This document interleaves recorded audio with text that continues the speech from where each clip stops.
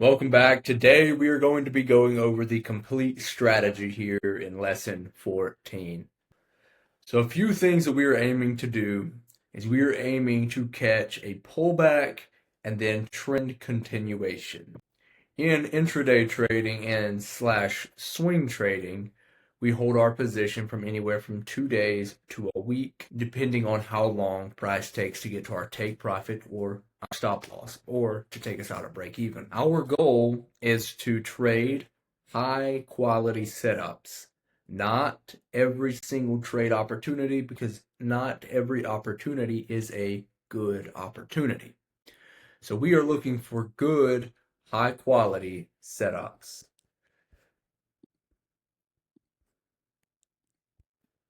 Notes. Good, high quality setups. In this game, we choose quality over quantity. We are catching pullbacks to continue trading the trend. We've got our 3 higher time frames, which tell us which way we are going, right? So we've got our weekly, our daily, and our 4-hour. For the highest probability setup, we want all 3 of these time frames to be in sync. Now, if you have your weekly and your daily and they are in sync, say they're both bullish, and let's say your 4 hours bearish, but we see that, okay, if price breaks above this area of interest and we get a retest, the 4 hour is going to shift bullish. So now we are waiting for the 4 hour to shift bullish. Once they all shift bullish, that is a very good indication that we are continuing to go to the upside. That our weekly, daily, and 4 hour are now all bullish. For example, price here was bullish, right? In the daily. Price here was bullish, but we did have this big rejection candle. If I let price continue to play out, this is our higher low, this is our higher high. We have a retest of this area of interest. See this big daily rejection candlestick. Now we see price coming back into this area of interest. Now is it going to retrace to then continue to the upside, or is it going to break below, shifting the daily bearish and close below? If it does do that, then we will wait for a pullback of this area of interest to then sell, because now our time frame is bearish. So right here, we got our daily close. We're going to wait for a little pullback to then enter the trade. There's our pullback. Now we enter the trade, and price continues to do what price is going to do. So this trade would have taken from our entry 1, 2, 3, 4, 5 days. So we would have gotten in and out of this trade within 5 days, meeting our requirement of a 1 to 2 risk to reward. So all 3 time frames to be in sync for best possible outcome, which is your highest probability setup.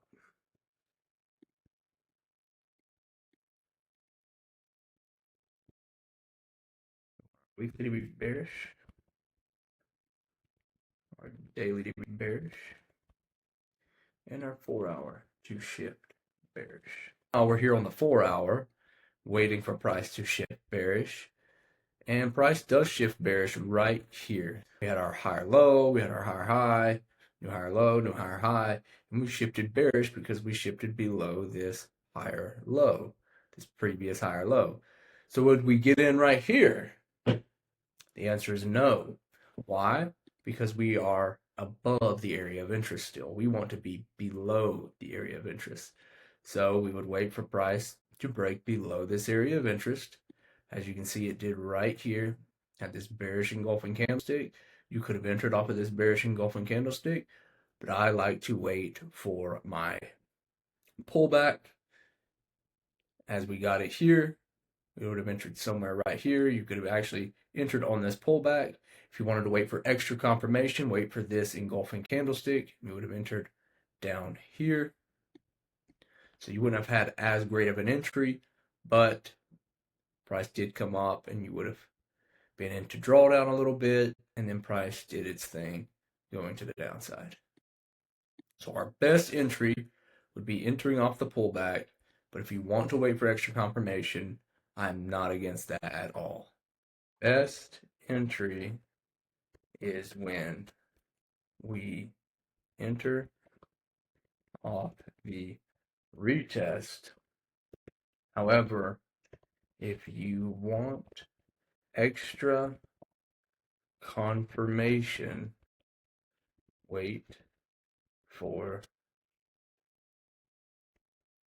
the 1 hour engulfing candlestick. Right here, we're in the 4 hour. This would be a 4 hour engulfing candlestick. Do the same thing on the 1 hour. Price should be bearish right here, but we want to enter up here. We'd want to continue to enter down here because we're not above the area, we're not below the area of interest. We'll wait for price to come down here. The retest, we can get on the retest. If you don't want to wait for the retest and you want extra confirmation that we are going to the downside, there's your entry signal right there, that 1 hour engulfing candlestick. That's not a bad entry. Yeah, you went to draw down a little bit. Still, your stop loss was well above the daily and weekly area of interest. And you had a good trade. Or you can get on the pullback of the area of interest. Make sure you're getting rejection. Make sure it's reacting to it. If it's reacting to it, you can enter here. You want extra confirmation, wait for the engulfing. You can wait for the engulfing every time and have a great, great trade. Just extra confirmation. Our entry signal is our 30-minute shift of structure, our 1 hour engulfing. Now, what if we have a 4 hour engulfing? That's even better. Anytime you get an entry signal from a higher time frame, like a 4 hour engulfing instead of a 1 hour engulfing, more than likely you got that 1 hour engulfing. You could have already been in. So the 30-minute shift of structure and the 1 hour engulfing are giving you a better entry than waiting for the 4 hour to close. Now, waiting for the 4 hour to close, that's completely fine. That's just giving you more confluences to enter the trade. Also want to make sure that we are at a daily or weekly area of interest. The higher time frames are more respected by price. And we want to make sure that price is at our area of interest. And another thing that we were wanting to make sure that we are looking for is our round psychological level. So round psych level. So let's see down here, do we have a round psychological level? Remember, it's every 500 points in the market that we have a round psychological level. So let's see if we have a round psychological level here in the area of interest. We actually don't.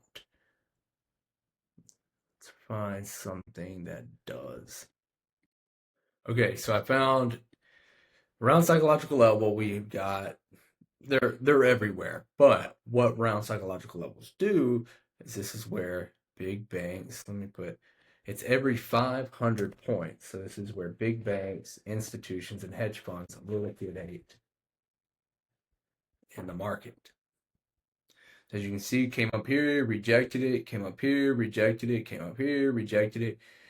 So we have these big institutions liquidating billions of dollars at these points. And they pick these points so it's easier in their bookkeeping. So it's not some random number like 87547 or something like 84475. You have these round psychological levels and it's easier for bookkeeping. So they liquidate money at these positions. So it's definitely something to keep an eye on. So I always love having a round psychological level at my area of interest. Psychological level. I'm gonna look and see if you have one at your daily, weekly area of interest. And now that is just another added confluence. Okay, here we go. There's a number that banks and institutions liquidate a bunch of money. So let's see. And it's at my area of interest. This is a very good sign. This is a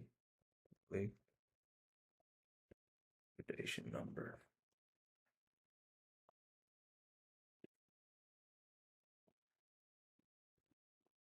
Every 500.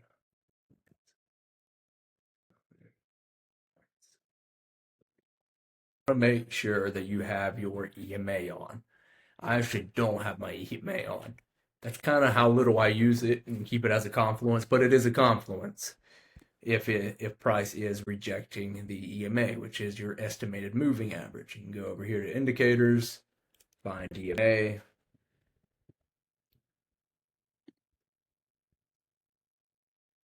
Right here, keep my EMA at a 50 EMA. So as you can see, want price to be below the EMA when we're selling and above the EMA when we are buying. Just right here, we were bullish, came back, retested this area of interest. We were above the EMA, and we could have bought right here. So we were bullish right here at our area of interest. We had the EMA in our favor, and price did reject that EMA. So we want price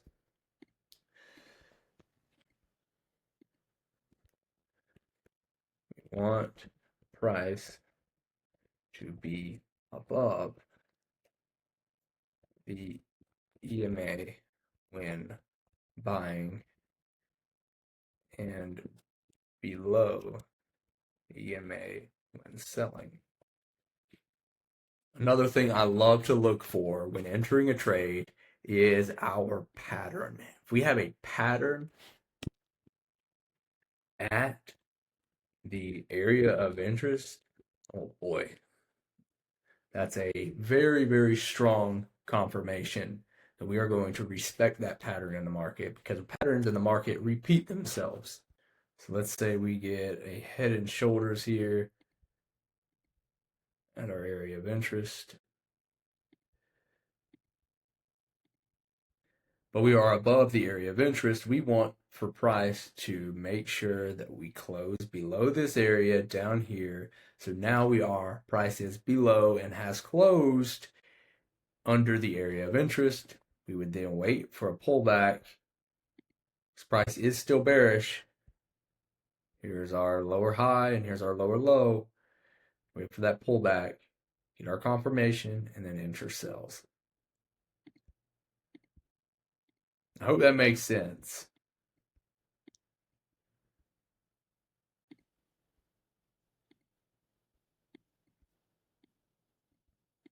So yes, having a pattern at an area of interest is a huge help, a huge confluence to entering your trade.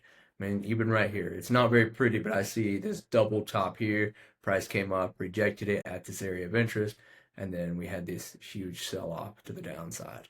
So pattern at area of interest is a huge confluence. So things you're going to be looking for when you're buying, you want the trend to be in an uptrend, going up. You want to wait, pull back to area of interest, get our bullish confirmation. And same thing with selling. Want to make sure that we're in a downtrend, pull back, area of interest, and then wait for our bearish confirmation.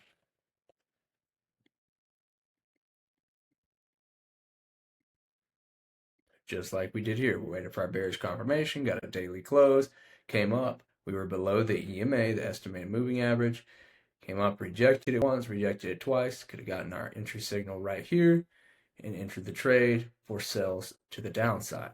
Below the area of interest is actually a great trade right here.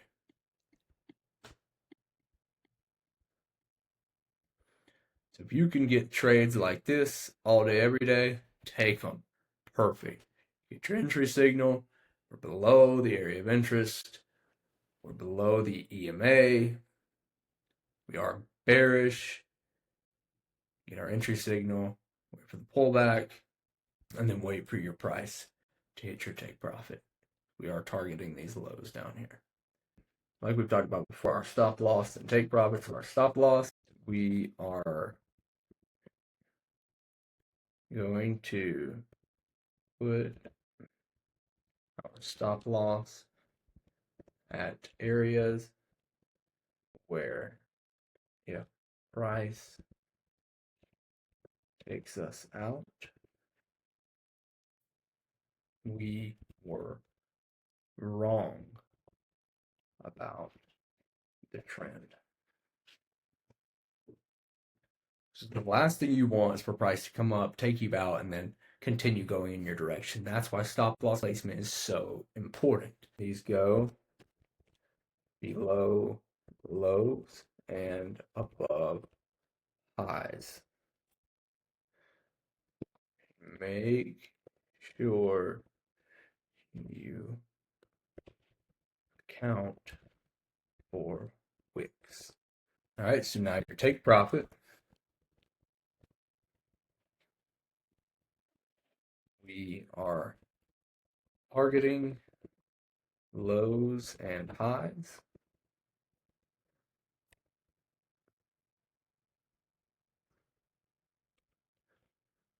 And also areas of interest, key support and resistance levels, areas of interest. So, for example,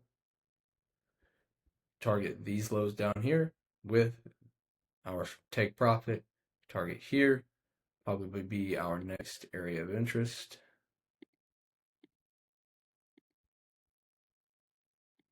Got 1, 2, 3, 4 taps here. So we could target this next area of interest. We can target these lows here to get our 1 to 2 risk to reward. You want to make sure you're getting your 1 to 2 risk to reward, and you want to make sure that you have a nice, efficient stop loss. You have your 1 to 2. Now, you guys are probably sick of me saying that all the time, but it's so true. It's so accurate. If you have a 1 to 2, you're going to be profitable. If you have a 1 to 0.5, you forget about it. It has to, profitability has to make sense. You're getting a 1 to 1, you're winning 50% of the time, and you're losing 50% of the time, you're not going to be profitable. You're going to be a break-even trader.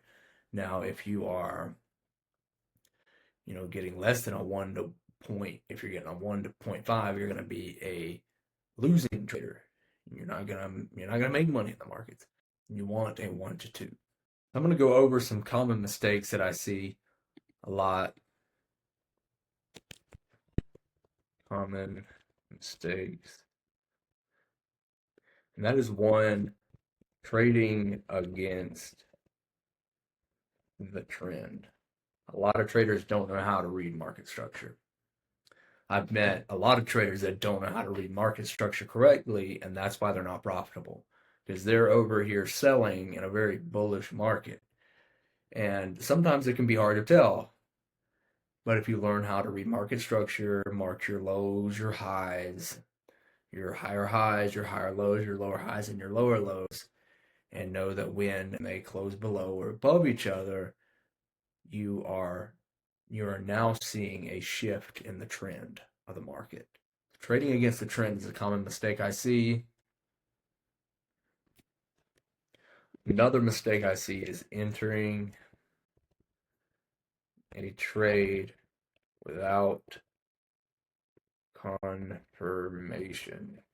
You don't want to enter a trade without confirmation. So the market is confirming to you we are going up or we are going down. You don't want to overload indicators.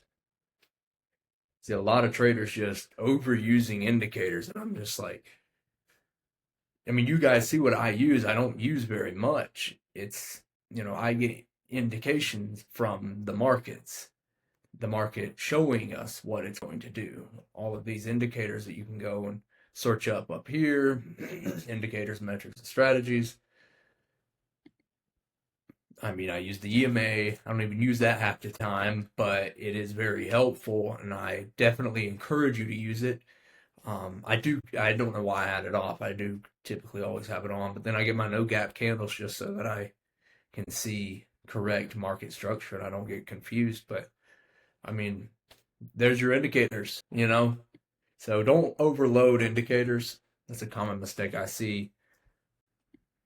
Is you are your greatest indicator. Another one is moving stops emotionally.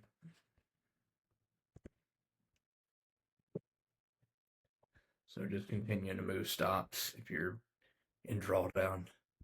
You'll blow your whole account eventually doing this. And another thing you want to do is trading during major news events. So there's a ton of volatility in the market. Want to wait for the dust to settle and then get back into the markets. But trading during a major news event, I will either put my stops at break even if I'm in profit. If I'm in drawdown and a major news event just pops up out of nowhere, well, it's either going to bring me into profit or it's going to take me out. But it's whenever you're trading during a major news event, that's gambling. Forget market structure, forget everything. It's going to do what it wants. If we start bombing, if everybody starts bombing each other, then market's going to be off the charts. Better just to stay out. So the news can either take you straight to take profit or take you straight to stop loss. If I'm in profit, I just put my stops to zero if I see a major news event popping up. So if you do want to find where to see all the news events, go to forexfactory.com. That'll show you all the news events so that you are up to date and know when to be in the markets and when not to be. It's risky trading during news events. Okay, show you guys what Forex Factory looks like. Forex Factory looks like this. You can go over calendar and see all of the news events for the upcoming week. Your AUD right here, which we've got a bunch of red folders here, and this is our high impact expected news. Then you've got your medium impact and then your low impact, your yellow folders. 10 a.m. we've got some USD news on Tuesday. High volatility, NZD high volatility. And then Friday we got a bunch of news here on the GBP, Great British Pound, Canadian dollar, US dollar. So that's how you can stay up to date with the news that affects the market. So I have a little challenge for you guys. I want you guys to use this little tool up here, this bar replay, and you can go back and I want you guys to find a setup. I want you guys to find your trend. I want you to mark your area of interest. I want you to get your entry signal and everything. And go back and just watch how it plays out. Get your entry signal. Watch how everything plays out. You go down here, you just click play. You can speed it up a lot, and you can slow it down. Now this feature is really cool because it shows you how these candlesticks go up and down and then close. So get your entry signal and just practice some trades yourself. Just see how the market moves. So that is your challenge. And you guys know how I am about protecting your capital. That's also something that I want to put in here, is make sure you're protecting your capital. It's something that I like to heavily mention, is protect your money. You guys know the rules when in a trade, put stops to break even. You are in profit. A 1-to-1 minimum.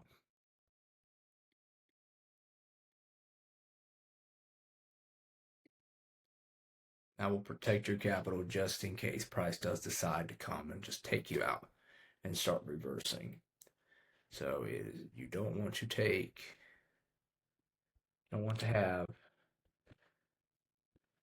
if you can avoid an unnecessary loss, do it.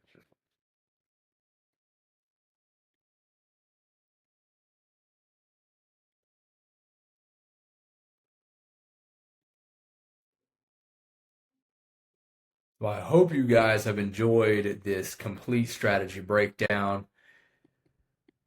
I am ready to see your results. I'm ready to see your wins in the community. I hope you guys are getting this and retaining this. If not, go back, look over, screenshot it, and practice, practice, practice. Create scenarios for yourself. Do exactly what I did here and see how these trades play out. See where your entry signal is. The more confluences you have, the higher probability setup that you are going to have, and the more confidence you're going to have in your trade hitting your take profit. Well, I hope that you guys like this. We're going to be diving into lesson 15, which we're going to be going over trade management. So I will see you guys in the next lesson.